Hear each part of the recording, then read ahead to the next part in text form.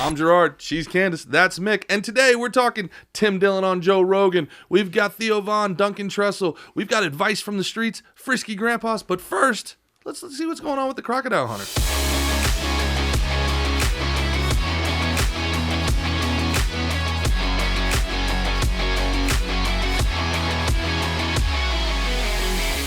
What good is a fast car, a flash house and a gold-plated dunny to me? Absolutely no good at all. I've been put on this planet to protect wildlife and wilderness areas, which in essence is going to help humanity.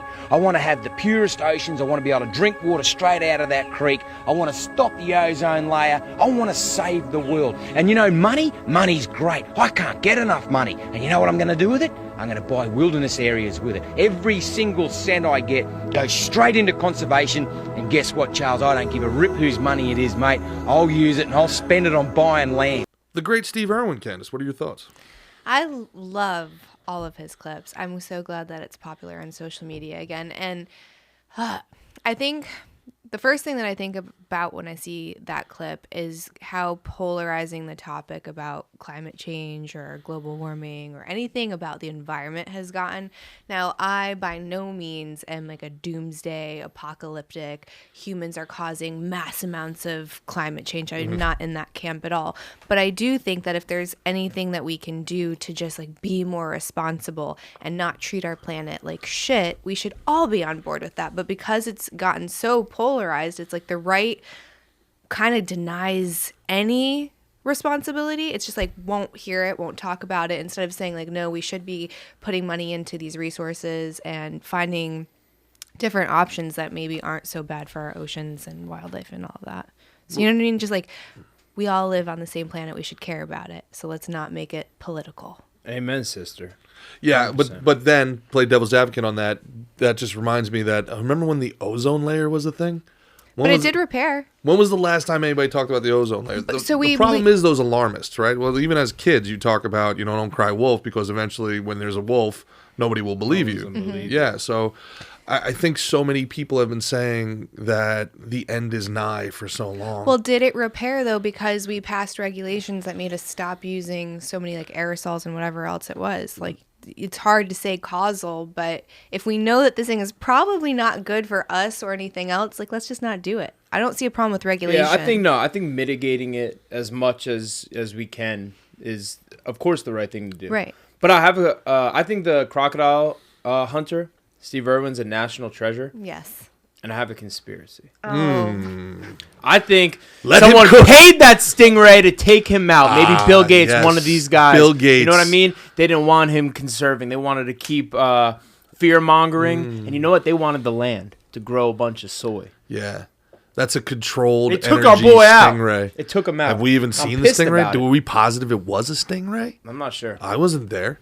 Dude, I love Steve Irwin, though. He's too. great, and his kids are great. His son's online, like, doing videos and stuff. Well, the good thing about it is, and this is, I guess, where I can appreciate what he's saying, even though I disagree with a lot of the climate change politics. The idea that the only way to save the world is to bring us back to the Stone Age is ridiculous to me. Like and you're seeing depopulation, degrowth, all these. I mean, these are anti-humanist things. These are people who think humans are a plague, and they want the elites killed Steve Irwin. You heard it here first. Breaking news on Canceled Weekly. 20 years later.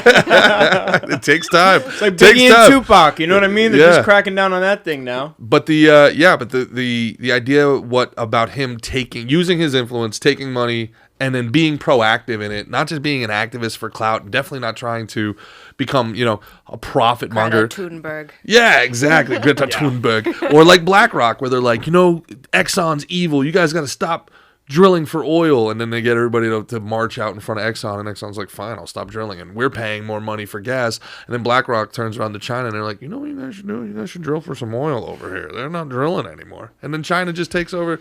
So there's so much of this is geopolitics that it becomes impossible to give these people even a step. Like, there may be a reason to, I was making fun of masks earlier, and I could see, like, some people were turning their head. Yeah, I'm sorry, I have to make fun of you.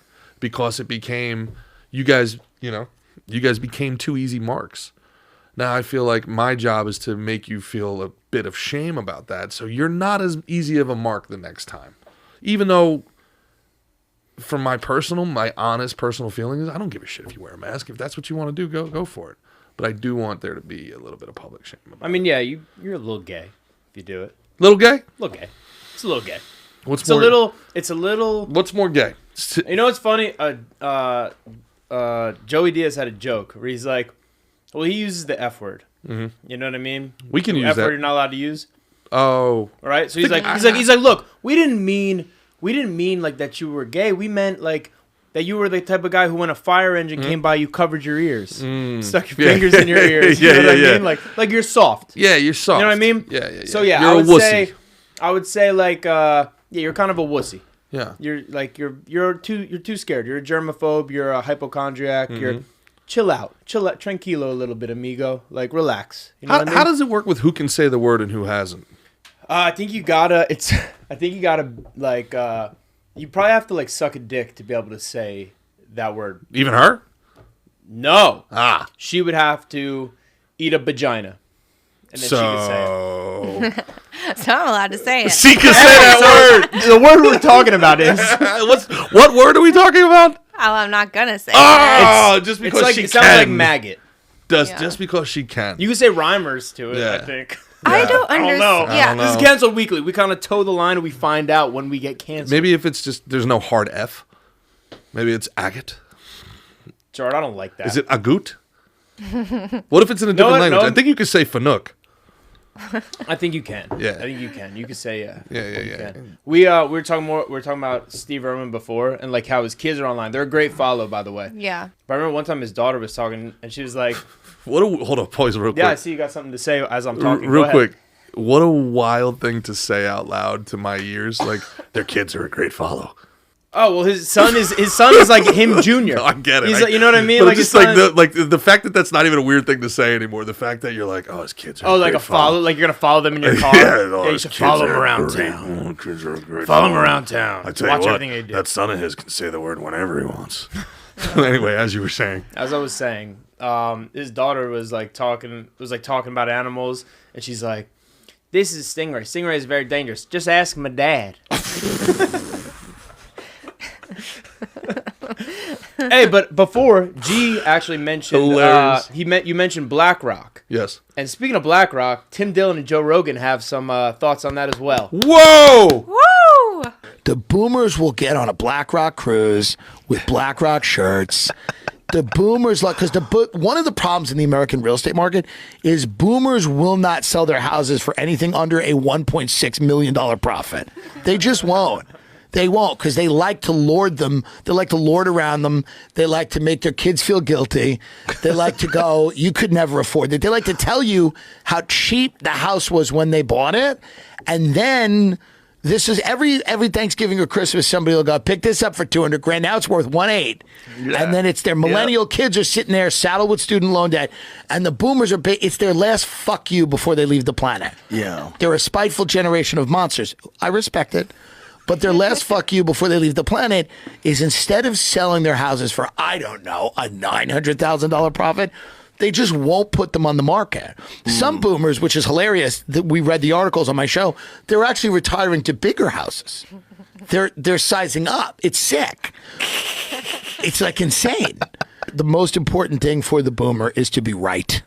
And that's their main thing. But one of the things that makes them right is what they have.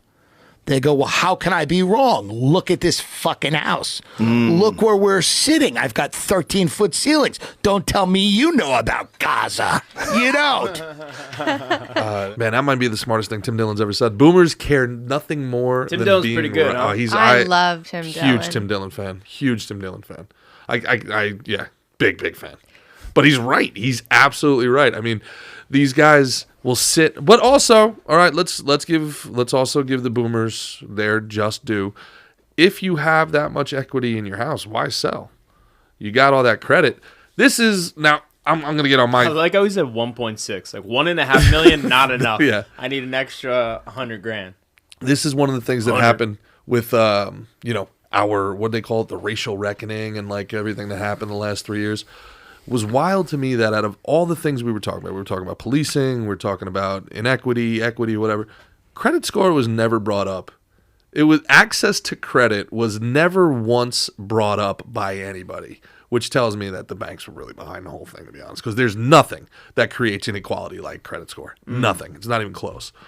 I don't know if you agree or disagree, but that's my feeling on it. No, yeah, I remember it was 2020, I think, and there were certain companies, I don't remember which one, that were saying if you sell us your data, we'll like up your credit score with us. I think they're doing that. I think that's actually been done in China, and it's been tested in Europe, where part of the ESG program is will increase your credit score. No, I think the U.S. there was a couple private companies that were trying to see if anyone would bite on it, and so of course you would if you, like that 1%. I just assume they're taking it anyway. Exactly, that too, unless you have something to kind of protect yourself, whether it's like a VPN or some kind of encryption. Yeah, you don't know how much credit score affects your life until you destroy it. Listen, I destroyed I've been calling for score. a debt strike for years. I've been calling for a national debt strike for years. You know, they can't get us all. How would a national debt strike work, Mick? I'll let you handle my light work and go ahead and explain that. Yeah, that's in layman's terms. If I said I'd use too many big words, then people would it'd be totally off-putting. I totally the way that we get power back in this country, non-violently, is a citizen debt strike. It's not paying your taxes. That's illegal. They can put you in jail. We don't have debtors' prisons in America. If we can all get together and orchestrate a collective where we agree we're not going to pay. BlackRock is over leveraged to the hilt. BlackRock operates on credit. The United States of America is how much in debt? We operate on credit. We're spending money from 2150 right now, technically, right? We're how many trillions of dollars in debt? If we as a people decided that we came together and, I mean, 1 million of us, 2 million of us decided, no, we're not paying. I don't care what you do with the student loans. We're not paying them. I don't care what you do with mortgages. I'm not paying them. They don't have the people. They don't have the resources. It would crumble so fast. It would make 2008 look like a hiccup. And then we can renegotiate. We say, no, we're not buying in. We're not. And then, we would do that for a day, and then they'd probably just escheat all of our So just earnings. Possession is 9/10 of the law, come take my house kind of a thing? Yeah. I went to this thing, it was called Camp Omega, and they were talking about that. There is kind of this apocalyptic course towards the end of it, and the guy that was running it was suggesting that you put as little money down on basically everything as possible, because when shit hits the fan, no one's going to be going through the ledger and saying, well, who owes this on this house? It's like, I have my claim on it, come take it kind of a thing. Well, so they call that modern monetary theory. And modern monetary theory, so for the longest time when we were on the gold standard, I don't want to get too boring here, but the money used to have tangible value. Mm-hmm. And then if somebody went too deep into debt, the idea is your money is worth less because if you don't pay me back, I have to then go to war to get it. And there would be extreme valuations. Mm-hmm. Now there's unlimited credit. Unlimited credit means that the money really has no value, really, if you really think about it, right? So modern monetary theory is run up as much credit as possible, and who's ever holding the bag last loses. What happens if we go $100 trillion in debt? I don't know. The comet hits, and then what happens? Money's fake. That's the idea. But then the problem becomes if you're really wealthy and you have access to credit, and a burger is now worth $30, well, it's not a big deal. I'll just take out a loan against my $1.6 million house, and I'll pay the $30 burger. What's wrong with you? It's not my fault you're poor. But for the rest of us down here in the real world, we don't get to leverage the rent that we pay. So the debt strike can kind of help the middle class the most. The middle class the most. The debt strike helps the middle class because the poor don't have money. Who got fucked the hardest by 2008. Always. If you're poor, you have nothing for them to take away. And if you're rich, you have the money to fight them to take it away, so they don't even go after you. They only go after the low-hanging fruit. The people who have something to lose and don't have the means to defend it. That's why the middle class always gets fucked. Yeah. Yeah. So what do you guys think with the boomers in your life? Do you think that relates? Like, does that relate to you a lot? I think it's fucking hilarious. I think it's so true. Over the bullseye. Yeah. Especially the whole idea of, what's that old song back in the day? If you're so smart, how come you ain't rich? Like that was that old song back in the day, you know? Yeah. So it's the truth. And I know people very close to me who feel exactly that way. They're like, yeah, if you know so much, how come you're driving a Honda? Okay. I don't know. I mean, it's a fair point. It's not, yeah, you're not wrong. What you seem like? Go ahead, finish up on the topic. No, I think there's this another part of that episode. It was an amazing episode. He's like, the boomers. They've been around a really long time and they've acquired next to no wisdom. It's really amazing. It's really amazing. And I was crying. I wanted to send it to my husband so bad. I'm like, oh my God, if this isn't every boomer that we know. And he's like, not particularly a spiritual bunch. No, there's like a few, like probably like yoga house moms, maybe a little spiritual, but for the most part, yeah, I don't think any of those men from that generation are spiritual or, you know what I mean, are very zen, right? You know what I mean? No. All the ones I know are just type A, you know what I mean? Get it done. Like, hey, they're fucking men. Yeah. You know what I mean? Yeah. But yeah, it was I guess it was a different time, you know what I mean? Yeah, for sure. I mean, I like the fact that they're not victims and they don't like all that. I don't know. I know a lot of them that are. Do you really? The ones I know are not bitch asses. Yeah. Oh, You know, I know a there's bunch not a of lot of bitch-ass bitch boomers. assery. You do? I know a bunch of bitch ass Yeah. boomers. Really? For That's some sure. California boomers. They're different than those Jersey, New York boomers. You know what I Very mean? true. It is very regionally. I think so. Yeah, that's very true. Yeah, I don't know how many Con Ed boomers you grew up with, but yeah. No, I mean like the not selling of the house. That's my mom. She doesn't listen to any of my podcasts, so I can speak freely here. Ooh, get her. Still not good enough. No. Just kidding. And how does that make you feel, Candace? I'm gonna turn this into a therapy session. No, she's been trying to get rid of this house in New York forever, like since 2007 or 8. And I'm like, there's something that's maybe a you problem. Yeah. If you haven't been able to sell a house, especially during COVID, like you couldn't keep a house if you wanted to get rid of it. Yeah. So it's just weird. They are very they're always trying to impress some mystical people, right? It's like, what are people gonna say? Or what are people gonna think? Oh, the What whole are- people, yeah. They're like, oh, I can't sell it. Like, I know so and so sold it for X. I know what it's worth. I know what it's. They're like, it's who are you Yeah. competing against? She died 10 years ago. Yeah. Like, who are you competing against? Just sell the house and be happy. Yeah. You know, or it's. I couldn't agree more. It's a very weird thing being stuck for us in between the boomers and the Gen Z, and we're like looking at it, and we're on two different ends and being like, man, oh God Almighty. Now, we'll see how it all shakes out. Well, You know? you understand why Gen Z kind of is appreciative or open-minded towards communism, because they look and they say, so I got to work $15 an hour and a beer's $12? Yeah, fuck this. I'm out. Right. Yeah, no way, man. And then you sit here and you go, I don't really blame you. I hate you. You're annoying, but I don't really blame you. Yeah. I don't, you know. Well, communism isn't perfect. But Tim Dillon said that pretty perfectly. And speaking of perfect, Duncan Trussell had some perfection on the Theo Von podcast. 2 for 2. It's like a day off. idea. Just think this. Everything's perfect. We live in a perfect universe. Everything that's happening is perfect. And here, if you really want to get really fucking rancid, how about this? You're perfect. Wow. And you're exactly where you need to be. And exactly what's happening to you right now is perfect. It's just exactly right. You, right now, the way you are, and all your glory or all your fucking awfulness is beautiful and perfect, and you're gonna be fine. I like that. What's that mean to you, Candace? I was going to start with the big guy. You want to start with G? Yeah. Oh, G's vomiting in his mouth right now. Are you Please. kidding me? After you. G hates that. Yeah, there's. Yeah, we need a juxtaposition here. Yeah. So why don't we start off the way most normal people are receiving it? Most healthy people.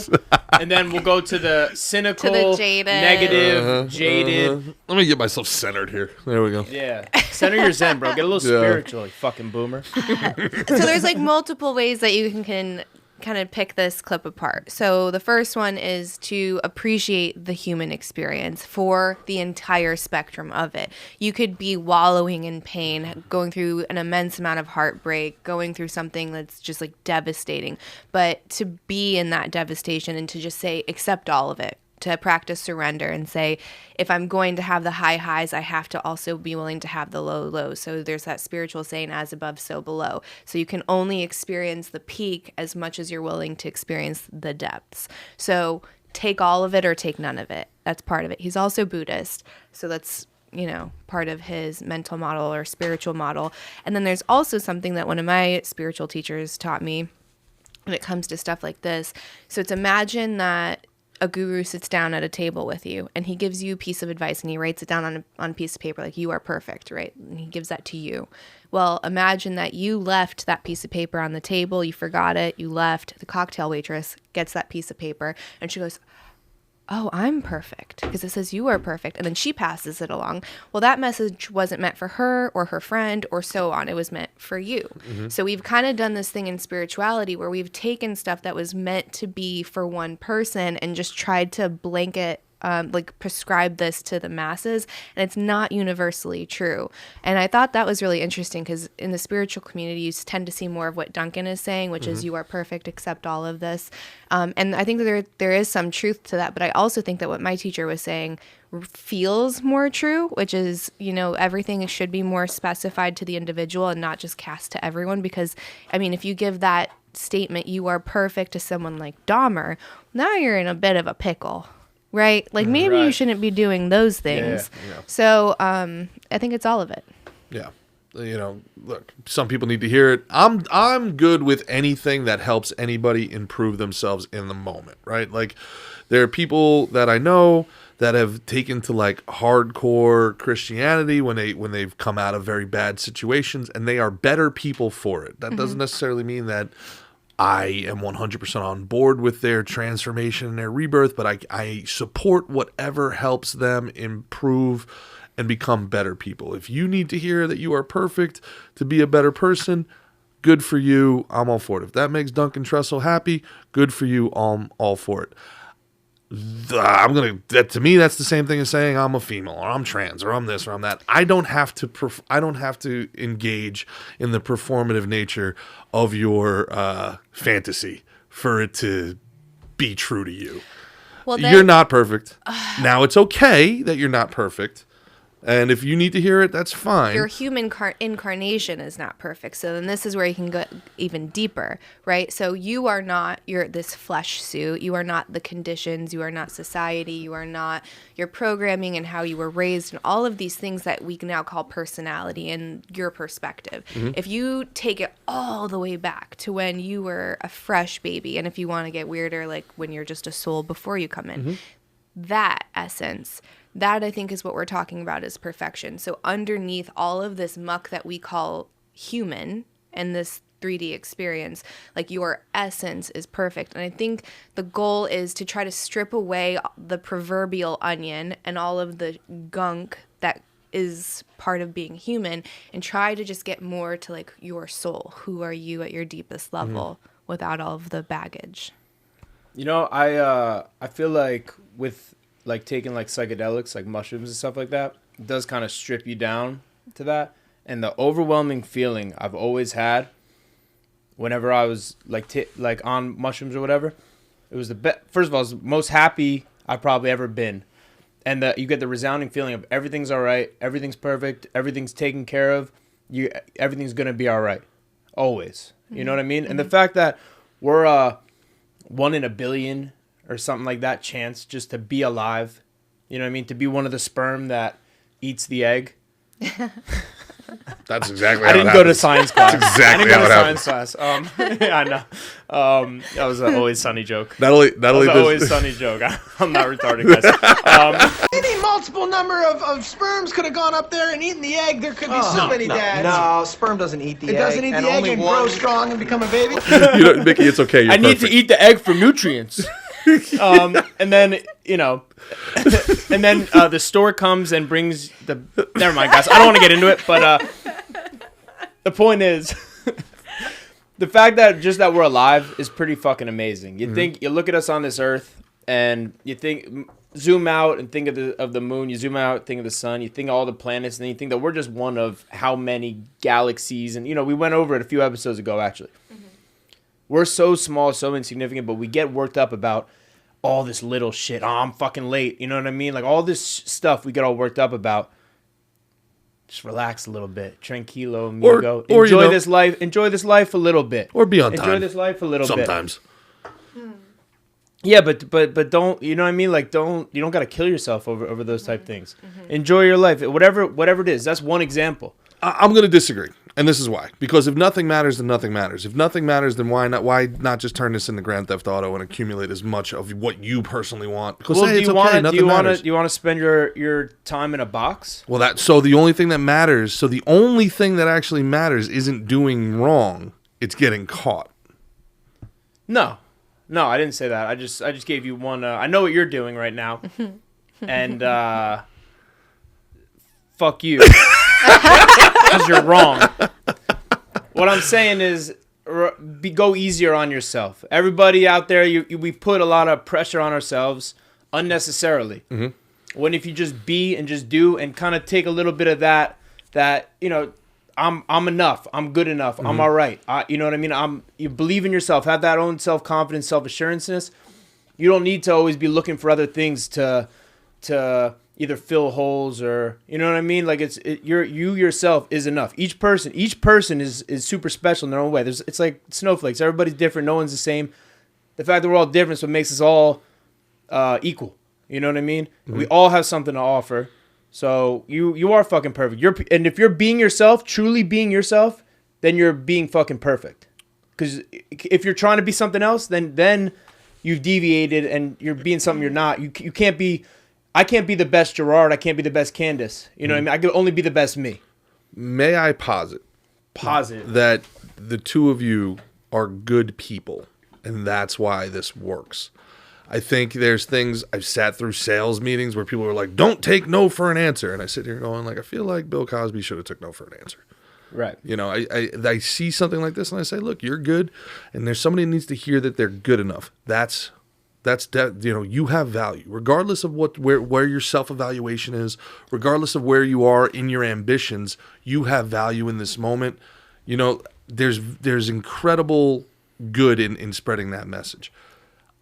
I just think sometimes really good people have a hard time seeing through the eyes of bad people and how this type of message can be misconstrued to, to any real level, to justify genocide, you know? Yeah. I get what you're saying. I feel like it's quite a stretch. I feel like that message is for people who are not getting out of bed because they're depressed. Sure. Or are feeling anxiety and you know what I mean? Like, it doesn't feel lazy to you? That message doesn't feel like lazy? No. Maybe a little bit. You think so? Because you can, at the same time, you can improve. But you should have vigor and be excited about that. Shit, I'm 1 in a billion. I'm on borrowed money. I'm on borrowed money here. Fuck it. Let's go after something I want. Go after something I care about. I get to get up today and go do something. You know what I mean? You can always be better. Saying you're perfect, like don't be like kind of stagnant. Don't be stagnant. You know what I mean? You can keep moving, keep trying to be better, but you're good. You're enough. You're great. You were gonna say, Candace? No, I agree. Yeah, I don't think that it means to just give up and to just sit on the couch and watch Netflix. I think it's just to remind yourself that you don't need the car and you don't need the big house and the big paycheck and the likes and all the of gold-plated dunny, like the crocodile hunter said. What is that? Anyone know what a gold-plated dunny is? No. He speaks the Dun language. I'm wondering if it's like a watch or gold-plated, like maybe a car. Oh, like one of these? Oh shit! Is that a gold-plated dunny, dog? Excuse me. That's pretty cool. This is worth more to me than this, by the way.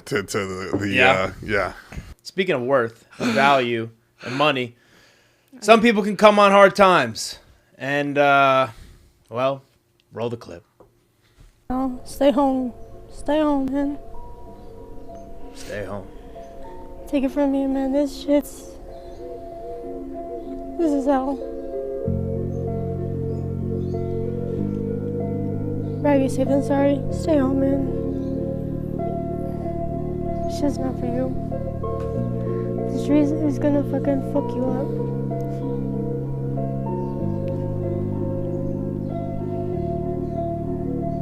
I wish I was home.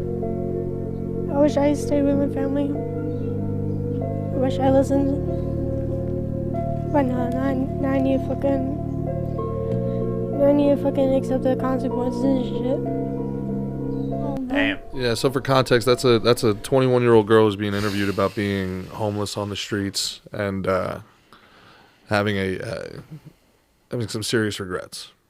So, as a woman yourself and a mother, what are your thoughts on that, Candace? Well, why is she saying stay home? Is it like she was going out and not listening to her parents? It's a good and, question. Like, I assume she partying or ran away from something? home and ended up that way. I don't have further don't know. context. No, No, I don't have further context.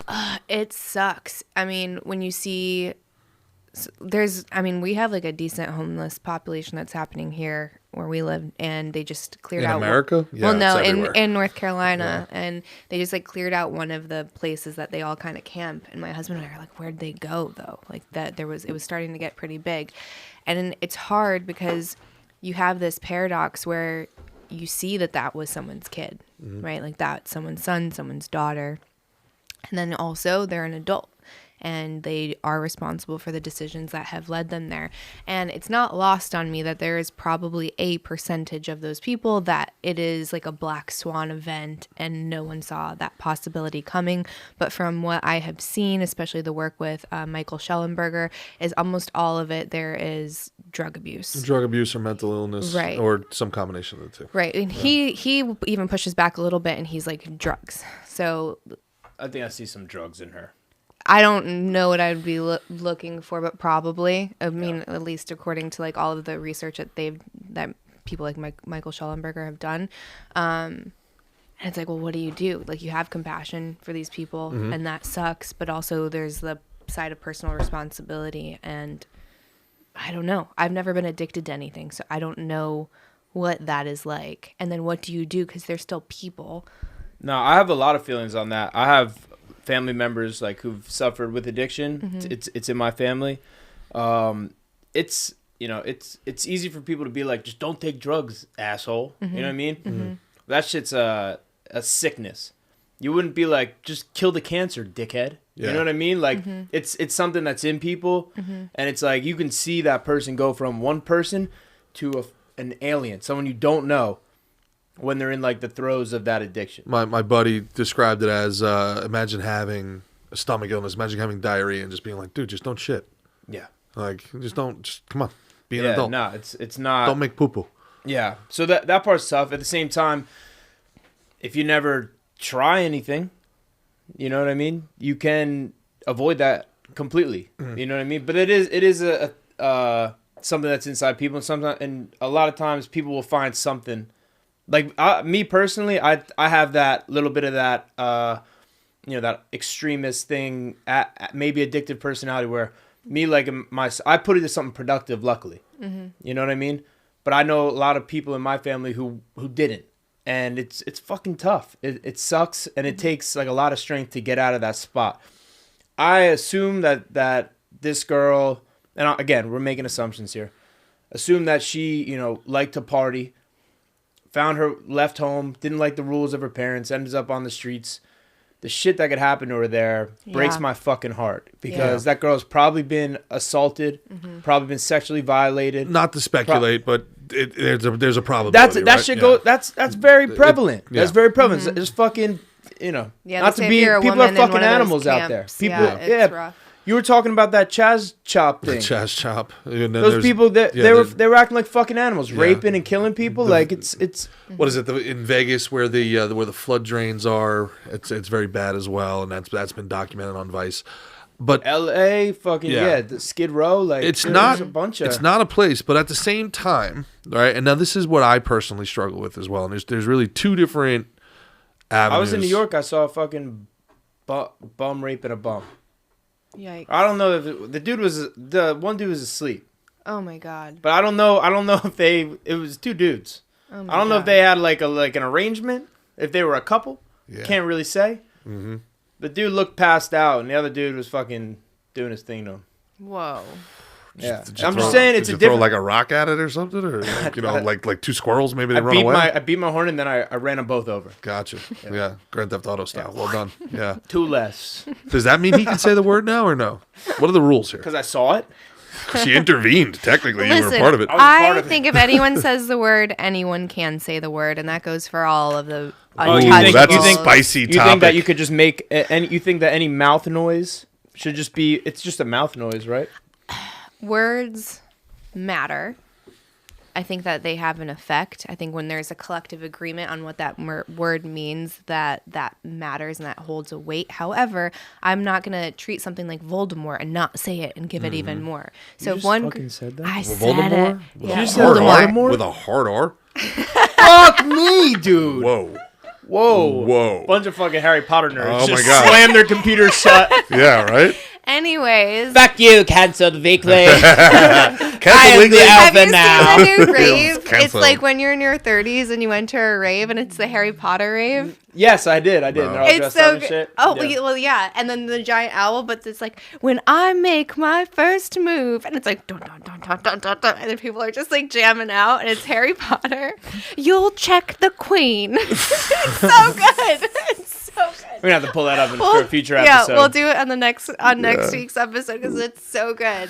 But anyways, I think if anyone says a word, Yeah. everyone should be able to say it. Yeah. If it's so bad and it's so harmful, then why are you saying it? Don't I fucking say agree it. with you. I agree, and I know, like, I feel where if me saying a word is gonna make someone sad, I'll avoid it. I'll talk. I don't need it in my vocabulary. You know. At the same time, I agree with you too. Then no one should fucking say it. If that's gonna make someone sad, someone else is gonna hear it, say it. You know what I mean? It Yeah. we should we should try and eliminate these words, even though some of them are fun. Just two thoughts before we transition out on that video in particular. It made me very sad first time I saw it. She's a beautiful girl.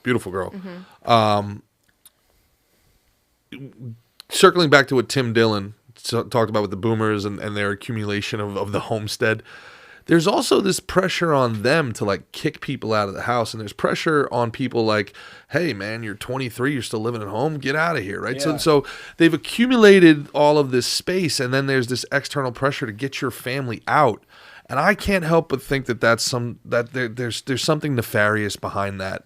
Where why wouldn't you want to just build additions to this house? Why A wouldn't compound. I want a that's what I'm family saying. compound. Me too. Why Yeah. wouldn't we Me too. have, why wouldn't the children who are now working age add That's to the way the it used to value? be. Yes. Now, wasn't this was a concerted effort by the There's housing? a theory that this is that the whole like, well, you're still living at home, bub. It's something for suburbia More to buyers. sell houses, more because buyers. if your father pays off his house and then you build on addition to his house and you know what I mean, it's you guys all live in like a big, which I think that just seems so comforting and nice, and like you're living like a tribe with like your people. Well, have a originally- separate side and have your privacy, but So originally, the beautiful whole thing. the American dream was the white picket fence, and because they sold that shit to us. well, but also you got to remember, pre-World War, the Industrial Revolution, families were living in apartments. Everybody lived in cities, or they were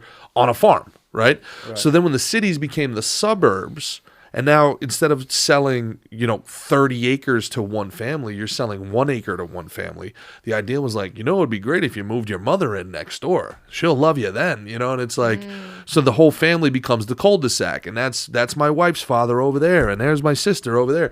So now instead of that family having all of those resources on their one farm, where like 3 houses could be on that farm, all those resources are now split between different places.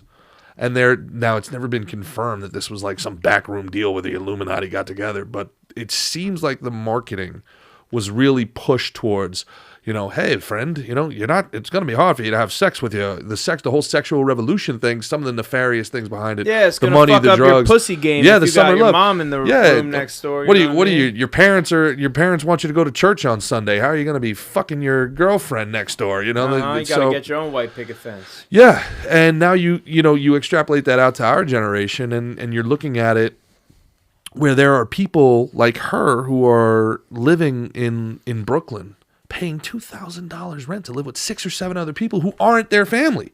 Yeah. And now that apartment is generating $10,000 worth of income, and that's not building equity in your house. Bro, we can even pull this out even further, that the breaking down of the family and stuff like that. You know what I mean? Yeah. Look at our school systems and stuff like that. Like I think there is a concerted effort here, and it's about their manipulation and control. when our parents were our age, how many of their friends were married and had kids? When their parents were their age, they had 7 or 8 kids. 80%, I want to say, of my friends don't have kids. Right. And maybe 60% aren't married. Yeah. You know, I mean, people were grandfathers by the time they were my age. Right. You know, and legitimately, you know, my dad's dad died 7 years from how old I am, and he had 8 kids. Wow. And a grandkid. So, you know, it's very weird. And then the second part of it that really bothers me, and this is you as a parent, and we talked about this a little bit, and I don't want to go too long, but the inability to trust your parents to tell them the bad things is something I really struggle with. Because that's something, you know, where my mom would, you know, we were joking about it. And she was like, you know, you were such a little liar. And I was like, well, you didn't handle the truth well. You know, I didn't want to, Right. It's not like I wanted to lie to you. I just didn't want to deal with the bullshit. Sure. And she got really mad at me, but I'm sitting here going like, I still lie to you because I don't want to deal with the bullshit. Well, that goes into romantic relationships as well, though. So you'd say like, why did you lie, or why didn't you tell me that this was a credit card balance, or that, you know, you're taking a second job, or you're cheating on me, whatever it is. And you're like, well, you could, like, the worst part, and this is like the lie that so many women tell themselves, it's not the cheating. It's that you lied to me. And it's like, well, first of all, we both know that that's not really. I've lied to you about other things and you weren't this upset. But it's check your reaction. Anytime that your partner has come to you with something unfavorable, how did you respond? And if it has always been volcanic, well, of course they're going to lie. You're teaching them to lie. So the same with a kid, the same with a romantic partner, the same with a friend. It's like you are constantly kind of calibrating each other. Sure. And how I respond is going to give you little breadcrumbs of how you should behave in the future. And we're doing this dance back and forth. So you can't look at your kid and be like, why'd you lie this whole time? Well, because I would have gotten hit upside the head or XYZ. Of course I'm not going to tell you. So yeah, I think it's fundamental that if you want trust in a relationship and open communication, be open. Yeah, to be specific to this, I go back to what you were saying before about, you know, her being homeless. You probably had something to do with drugs at that age, right? And then you say, okay, well, how did she get the drugs? Well, maybe the parents pushed her out of the house. Hey, you're 22 years old. You're out of college. You know, you got to get out of here. And then in that world is where she was introduced to this. And then, and we're just doing thought exercises. Yeah, thought exercise here. And then she at some point had to know it was getting off the rails. Yeah. And very clearly didn't trust her family. That she could go to them and be a safe place. Correct. Where She thought she's the going to get streets judged. Yeah. And now she realizes that whatever judgment would have been passed or whatever, however harangued she was, is not as bad as what the streets have done to her and scarred her forever, right? But it's... Well, the whole pushing out of the family, it's so white. It's like so American, and it blows my mind. So because... You said it's so white? It's so white. It's like like a white person? Yeah, it really is. In Asian culture, it's not a thing. And like we push old people out into these old people homes, these elderly care centers, because we want to sanitize aging and death. Like, get that away from me. I don't want to see that. You know, Nana's fine getting abused by the nurse. Instead of just saying, that's my responsibility, this person is the whole reason I'm here, hopefully took care of you into your maturity, and now it's time to pay it forward. Yep. Asian culture, you take care of... They take care of their elders. You do. You would never put them in a home like that. You see that from both sides, too, because we've struggled with those decisions in my family, and sometimes the elderly, I don't want to be a burden. Well, that goes back to not feeling like you are enough. And that circles back to the Duncan episode, right? It's this is why people got to watch the whole episode of being unworthy. Yeah. And speaking of the elderly and the old folks, check out this frisky grandpa. That one. She is. You, with all those colors and everything. Wow. And the boobs. You a piece of work. What's wrong with the boobs? Nothing. I like to suck at them. Oh my God! Get them out of my house. Let's go, Mr. Ashton. Can't suck at them? No, her husband. Why would you want to suck on my kids? Because they look lovely there and they're very tempting. Oh, I'm sorry. Her husband's going to get you. Fuck him. I'd like to fuck her. No, you can't. You're going to have a heart attack. With an ass like that, it's a good way to go. You're pretty lady that way. Amazing. My man's got some GAME. That is gonna be my father-in-law. You watch. Hell yeah. It is. I like his style. Oh, By the way, sorry, shout I out was- Candace, mother-in-law. Hi. I didn't wear the glasses for you today. Hey, what'd you say to my wife? I don't remember. I was off my blood pressure meds. I don't know. Oh my god. Yeah. No, that dude's great. I love how when he's like, ooh, the boobs. I'd love to suck on them. and she's like, get him out of my house. And he immediately like flips it on her. He's like, why? And he's like, well, I was saying they're very tempting. And she's like, oh, I'm sorry. Because I said they're lovely and very tempting. When they get to that age, they turn back into like toddlers almost, right? Yeah. They're like, I- But with Yeah. speech and sexual desires. yeah, Yeah. they're like, what's going on over here? You're a piece of work. I like that guy. First of all, I was like, old Uncle Junior over here, and Mm-hmm. then, dude, I mean, the fact that he kept escalating it too. I feel like he thought you know what, It's a good way to go. squeaky wheel. Yeah, with an ass like that, that's a good way to go. I'm perfect. Yeah. The don't take no for an answer. I mean, there's some serious riz there. I mean, listen, if he hits you up like that at that point, maybe give him a little suckle. She should have thrown him something. Maybe Oh, give let him him have a little suckle at A little the teeth. suckle. Well, I mean, like, what's a little skin on skin? Man. She's married though. Oh, she's married. That was kind of Gotcha. Well, you know what then? Good for her. Good for Yeah. her. Hey, she got a hard test right there. got- That really tested the Yeah, relationship. You know what I'm saying? and That's you a passed. loyal woman. And Yeah, you hell yeah, passed. exactly. That's wifey right there. That's wifey. Hell yeah. Jesus, man. Well, Mick, might as well take us out, man. This has been Mickey Gall, Candace Horbatch, Gerard Michaels. This has been Cancel Weekly. Love you guys. Peace. Big kiss. See you next week. Love you.